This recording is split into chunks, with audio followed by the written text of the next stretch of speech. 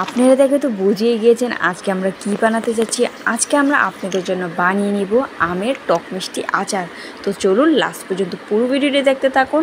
তো আসসালামু আলাইকুম সবাইকে, আশা করছি সবাই অনেক বেশি ভালো আছেন, আমরা অনেক ভালো আছি। তাহলে আজকে আমরা প্রথমেই গাছ থেকে আজকে 4-5টা আম পেড়ে নিলাম, যা কাঁচা কাঁচা ছিল।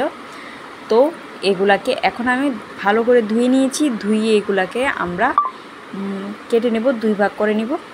এটার বীজটা এখনও হয় নাই, এই জন্য এগুলাকে ভাগ করলে কিছু হবে না, এটা একদম শক্ত হয় না, আমটা এখনও কাঁচা। তো এগুলাকে আমরা 2 ভাগ করে নিয়ে ফেলেছি। নিয়ে এখন আমরা নিয়ে নিব 4-5টা রসুন। এটাকে ভালো করে পরিষ্কার করে এটা ঝোলটা ছড়িয়ে নিব। আর আমগুলাকে একটু শিলপাটার যে ছিল না ওইটা দিয়ে একটু ছেঁচে দিব, তাহলে এটার মধ্যে যে টেস্টটা এটা আসবে, সবগুলা চলে যাবে। তো এদিকে আমরা নিয়েছি লবণ আর হলুদ দিয়ে আমটাকে একটু মেখে নিলাম। তো মেখে নিয়ে এখন আমরা কড়াইয়ের মধ্যে দিয়ে দিব তেল আর দিয়ে দিলাম রসুন যেগুলো আমরা ছুলেছিলাম। তো এখানে দিয়ে দিলাম গোটা মশলা যেমন তেজপাতা, দারচিনি, লবঙ্গ, এগুলো দিয়ে দিলাম। দিয়ে আমগুলাকে আমরা দিয়ে দিব, দিয়ে একটু উল্টিয়ে পাল্টিয়ে দিব, একটু ভাজা ভাজা করে নেব, তাহলে এটার যে মশলাটা এটার ভেতরে যাবে। তো এখানে আমরা দিয়ে দিব চিনি। আপনারা যত পরিমাণে চিনি খেতে চান চিনি দিতে পারেন। আমরা এটাকে একটু টক ঝাল মিষ্টি বানাবো, তাই দিয়ে দিলাম অল্প পরিমাণে একটু চিনি। তাহলে এটাকে উল্টে পাল্টে ভালো করে দিয়ে দিব। বানানোর সময়টার যে ঘ্রাণ আসছিল কি বলবো আপনাদের, এত বেশি টেস্টি লাগছিল যেন কাছেই খেয়ে ফেলি।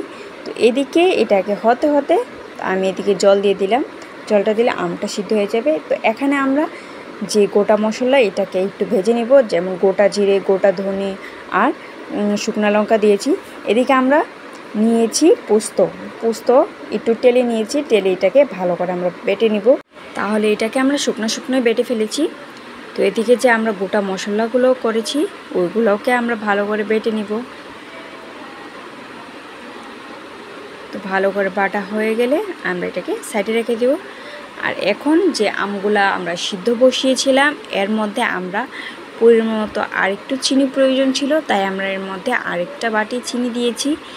চিনি দিয়ে এটার মধ্যে যে আমরা পোস্ত বাটাটা করেছি ওইটা দিয়েছি, মশলার বাটাটা যে দিয়েছি ওইটা করেছি, দিয়ে এটাকে ভালো করে মিক্স করে নিলাম জলের সাথে।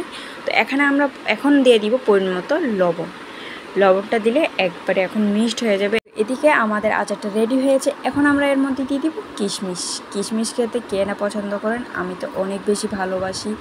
তাহলে এটাকে প্লেটিং করে নিলাম। তো আমাদের টক মিষ্টি ঝাল আচার রেডি হয়ে গেছে। আপনারা যদি আমাদের চ্যানেল নতুন এসে থাকেন প্লিজ সাবস্ক্রাইব করে দেবেন আমাদের চ্যানেলটাকে। আর আপনারা যদি টক মিষ্টি ঝাল আচার পছন্দ করে থাকেন তাহলে আমাদেরকে অবশ্যই জানাবেন। তাহলে আজকে এই পর্যন্তই, প্লিজ লাইক কমেন্ট শেয়ার করবেন। And thank you for watching.